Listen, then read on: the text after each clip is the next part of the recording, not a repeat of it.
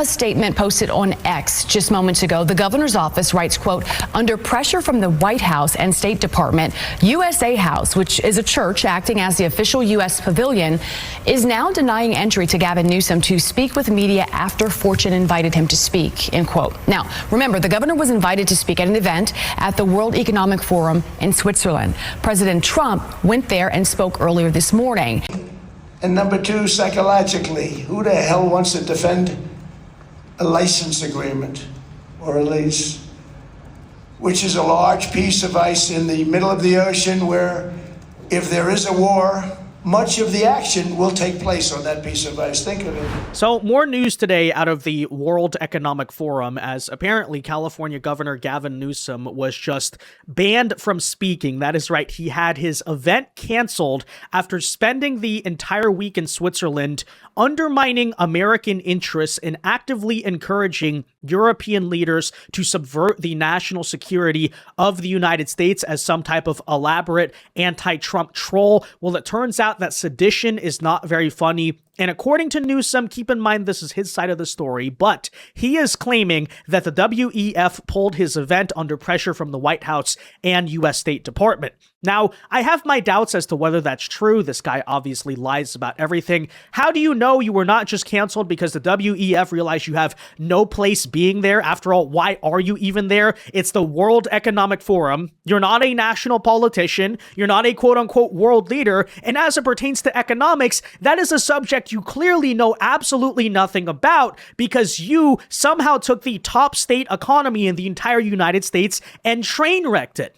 So maybe they just recognize you were seriously unqualified to be speaking at an event called the World Economic Forum. But even if we are to believe that the Newsom narrative here is true, frankly, I have to ask, why should I actually care about that? Oh, you mean to tell me that you seditiously undermining the United States in front of everyone apparently has consequences as it pertains to, say, a global institution that is trying to make sure European diplomatic relations stay strong with the United States? Honestly, thank you, globalists, okay? Thank you, WEF, for doing something, Switzerland, that we don't have the courage to do in this country where apparently you're still allowed to speak. Why have you not been designated a terrorist yet, you know? But anyways, nonetheless, we'll bring you this full chronicle here today. I want to show you what apparently Gavin Newsom decided it was a good idea to show up to Switzerland for. He's going to stand in the back of the speech there and try to copy the Trump thing with Obama back in 2011 where he's just like, I don't like you. You know, I'm going to look at you ominously or something like that, except it didn't really go all that well. Turns out he wasted his entire week over in Europe, but then again, it's not like he's doing much of a job as California governor. Frankly, maybe he's actually doing California a favor by abandoning his state to go speak at some type of global event that he has no place being at, and ultimately he didn't even speak. But overall, what just a terrible look and an embarrassment for him. We'll tell you about it, guys. First, though, do us a favor. If you enjoy our content, make sure you hit that like button down below. Subscribe to the channel if you are new. That's the best way to support our work, but it also ensures that you can stay up to date with all the latest news and coverage. And that said, again, I just have to start with this question of why is Gavin Newsom even there? Well, apparently Treasury Secretary Scott Bessent had a theory earlier today. Take a listen. I think it's very, very ironic that, Governor Newsom, who strikes me as Patrick Bateman meets Sparkle Beach Ken, may be the only Californian who knows less about economics than Kamala Harris.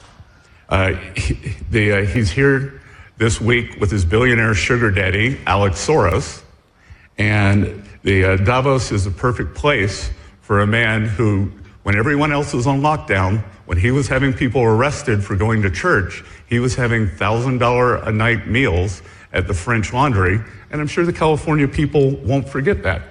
And I can tell my message to Governor Newsom is the Trump administration is coming to California. We are going to crack down on waste, fraud, and abuse. And I was told he was asked to give a speech on his signature policies, but he's not speaking because what have his economic policies brought? Outward migration from California, a gigantic budget deficit, the largest homeless population in America, and the poor folks in the Palisades who had their homes burned down. He is here hobnobbing with the global elite while his California citizens are still homeless. Shame on him.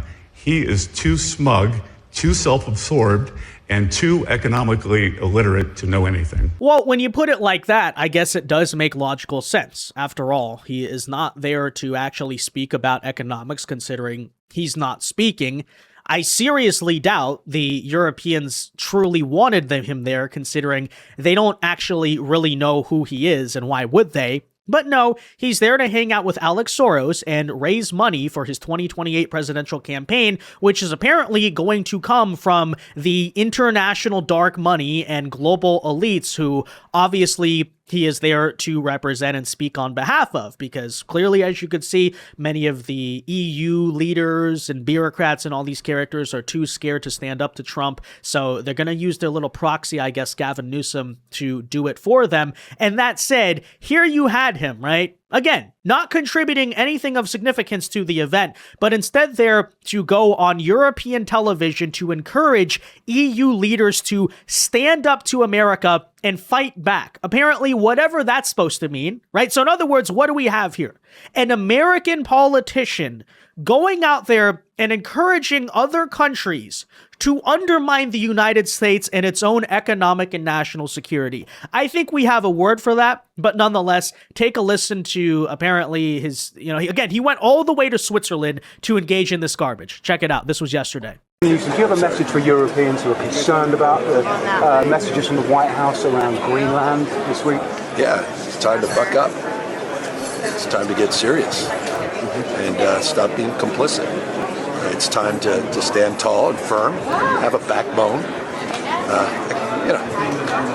I've seen this in the United States, the supine Congress playing both sides, saying one thing on a text or a tweet and another publicly. It's time to have principles. It's time to stand tall and strong. Does that mean responding with tariffs? It's time to stand united. You make that determination. I don't make that determination. But when you say standing tall, what do you mean? Just, I can't take this complicity. People rolling over. I should have brought a bunch of knee pads for all the world leaders. Handing out crowns and this is pathetic. Nobel Prizes, they are being given away. It's just pathetic. And I hope people understand how pathetic they look on the world stage. At least from an American perspective, it's embarrassing. So what should Europe be doing? You should decide, the Europeans should decide for themselves what to do. But one thing they can't do is what they've been doing. And they've been playing. This guy is playing folks for fools. And it's embarrassing. Europeans think this is diplomacy and this will ultimately this is work. Diplomacy with Donald Trump? He's a T-Rex. You mate with him or he devours you.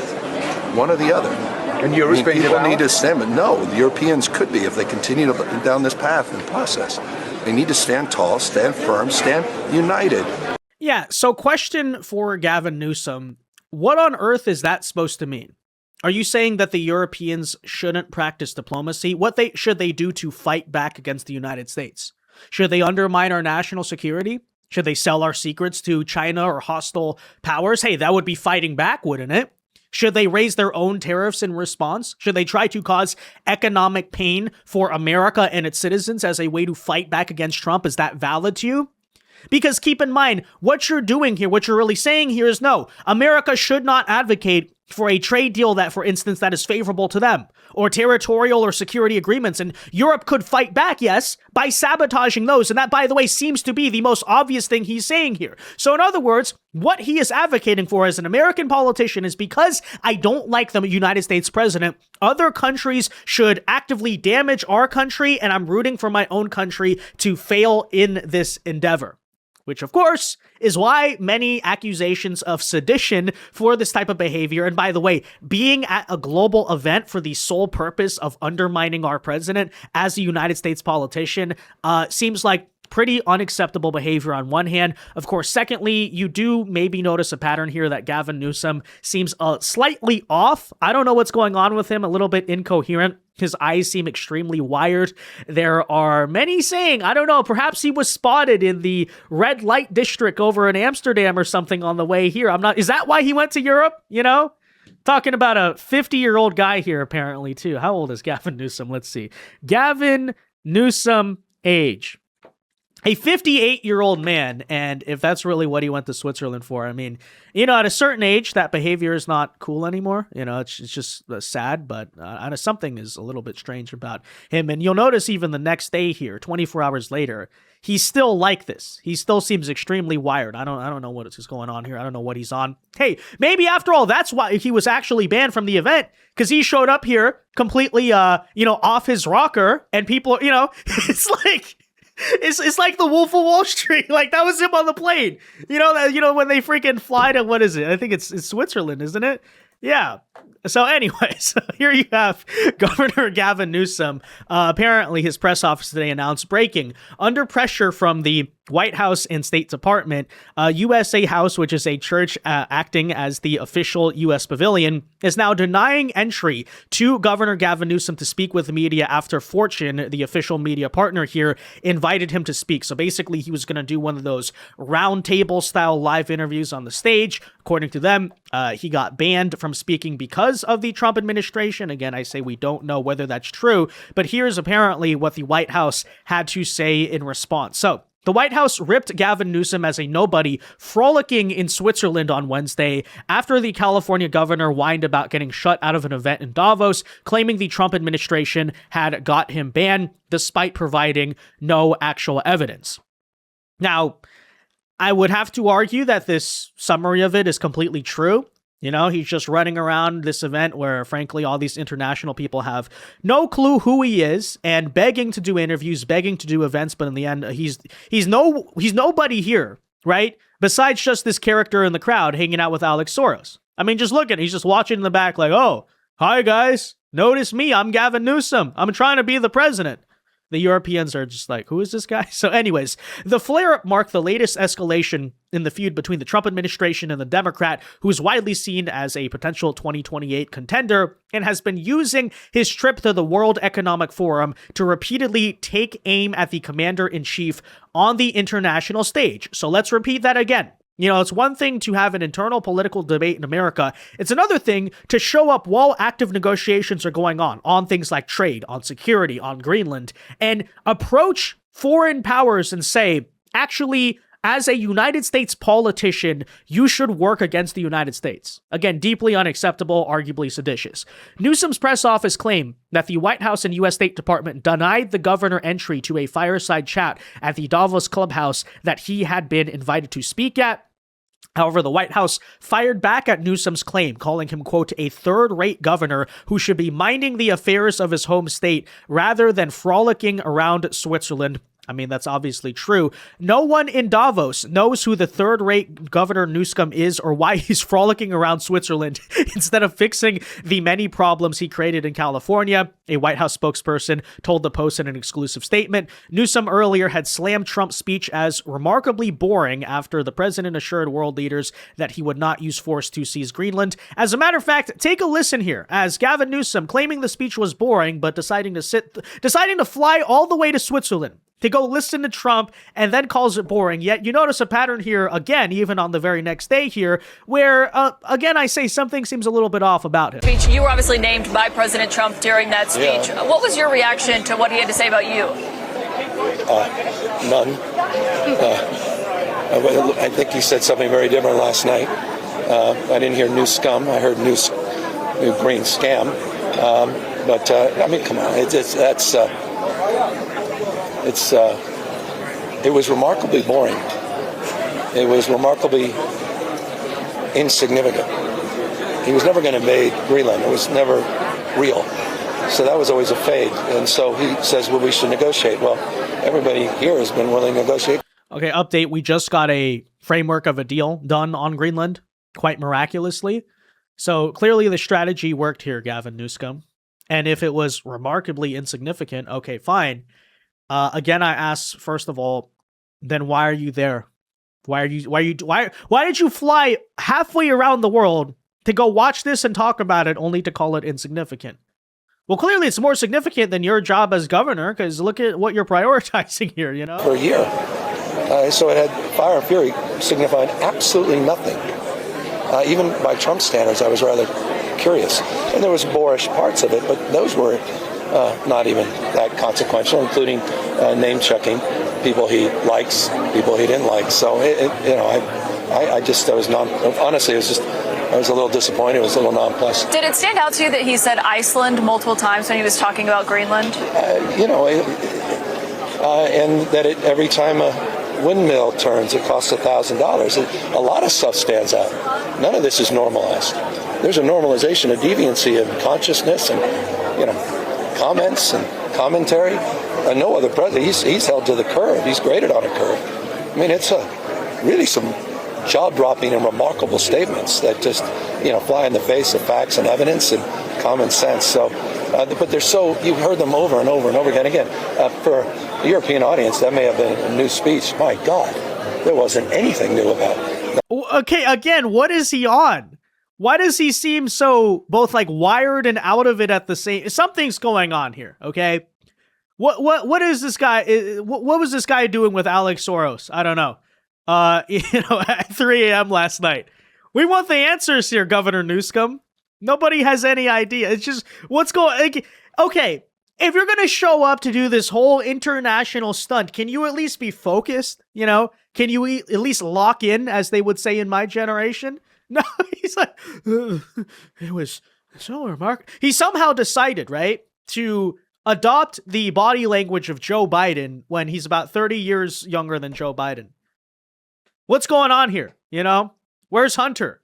We have absolutely no idea. But anyways, the White House account then posted that the failing governor of California, rampant with fraud, watches from the corner cuck chair as POTUS delivers a true masterclass in Davos embarrassing, along with the video of Newsom watching Trump's speech, which of course he did sit there and do. An official from the Newsom administration also told the Post on Wednesday that Fortune had invited the governor to speak at the fireside chat on January 13th and that his office had accepted on Monday. Well, maybe you kind of waited to the last minute. I'm not sure, but maybe you showed up to the World Economic Forum and people realized that you were a little bit off. Okay, and they were like, all right, maybe this guy shouldn't give a speech today. I don't know. But who knows? It could be for any reasons. But anyways, the official later said that Bessent later told them, quote, I was told he was asked to give a speech on his signature policies, but he's not speaking. How weak and pathetic do you have to be scared of a fireside chat? Newsom wrote on X. Well, maybe we're not the ones scared of it, A White House press secretary also said that, quote, Gavin Newsom should stop undermining the United States on the world stage and start fixing his own broken state back home, which seems like pretty common sense. You even look later in the day, we have the Newsom press office saying that Stephen Miller refused to even make eye contact with Gavin Newsom backstage at Davos. Total beta. Yeah. So, this is the same guy who claims that Trump is acting immaturely on the global stage, and then this is how he's acting on the global stage. Tells you quite a bit. But, okay, typical Gavin Newsom behavior. Let's just whine, let's just perform a bunch of antics, and let's just commit sedition out in public. What else is new? But shenanigans and PR stunts aside, I would like to point out that perhaps there is a reason why Gavin Newsom is so keen on distracting everyone with his little international tour, because the situation does not get much better for him in America, considering that with all of the focus now on Minnesota and the widespread machine of Democrat Party fraud, a lot of characters out there are hinting that California might be next. And after all, when you look at the mass money laundering and government embezzlement that's taken place in that state, whether it comes to fixing homelessness or the high-speed train, and it goes on and on and on, basically every nonprofit scheme there has been frauded in some way or another. Gavin Newsom may very well be the next target, especially if, the attention starts to shift closer to the midterms and closer to 2028. As a matter of fact, today, Nick Shirley, the very guy who made the Minnesota fraud story go national for the second time and really hammered it home, right? Today was testifying in front of Congress, noting that perhaps California could be next, and actually the fraud there is likely much worse than anything we've seen out of Minnesota. Take a listen. Maybe this is why Newsom is, staying away from his state, I guess we'll say. What makes you think that? Well, now you're seeing, since I've posted that video, lots of other people have started to go to other locations, for instance, in Ohio or in Maine or in California. They're also seeing the similar fraud take place in other daycares, for instance. in a lot of other locations. Yeah, I have a particular interest in California, being from that state, and we know that there's been a lot of fraud. There was $32.6 billion that's been confirmed in unemployment insurance fraud. There's 1.2 million fraudulent community college applications. Have you gotten any sense, or have you seen any signs there that sort of are similar to what aroused your suspicions in Minnesota? Yeah, and fraud in California might be worse than the fraud in Minnesota. What makes you say that? Well, $24 billion went missing for homelessness. They've been trying to build this train for years, yet there's hardly anything to prove for that. Fires. Yeah, those are good points. So you look at let's run through a couple of those because I mentioned the areas where we have confirmed fraud, but then you also have these areas where you have so much spending, and then we look at what results from that spending, and there's nothing. So $24 billion in homelessness, and yet the homeless population went up. And a state audit found that they couldn't even figure out where the money went or what the outcomes linked to that spending were. Is that something that is kind of a red flag for you? Yeah, it's a major red flag, and you don't even have to be smart to be able to know that that's a red flag. Well, unfortunately, our state legislators haven't managed to figure that out, or at least the governor hasn't. So what are you saying about him? They're not smart. No, but yeah, I mean, it's so obvious, and that's what we saw in Minnesota is how complicit the government has been in enabling this fraud to happen. Quality Learning Center had over 90 violations, yet they continue to give that daycare $1.9 million. Yeah, and by the way, is this the economics that Gavin Newsom was there to testify about, right? How to pump a bunch of stimulus money into the economy and not even see the positive effects of stimulus, because yes, there are many negative effects, but not even see the positive effects of it because the money gets embezzled and wasted? Is he here to present the new school of economic thought, right? Reverse Keynesian economics, where the government puts money as stimulus into the economy, but it actually doesn't even create immediate economic recovery or growth because the money just actively gets stolen and laundered instead. And as a result, the economy saw no benefit and the government just lost a bunch of money, and now the treasury's broke. You know, that's the Gavin Newsom school of economics, right? It's like, did you know that if you print some money and give it to a bunch of fraudsters who are donating the money back to your political campaign, you can dine at French Laundry and destroy your own economy? You know, that's what every economics professor is going to be teaching in school in 20 years. The Gavin Newsom School of Economics. It's ridiculous. But anyways, that said, there you essentially have it. So it's typical crybaby nonsense. Very, very glad, honestly. You know, a rare win by the World Economic Forum in pulling the speech here from Gavin Newsom. I'm sure people missed out on a lot. You know, we're going to learn a lot about how to, you know, properly run an economy. But anyways, that said, let me know your thoughts. Be sure to leave a like on this video, subscribe to the channel if you are new, and until next time, God bless and peace.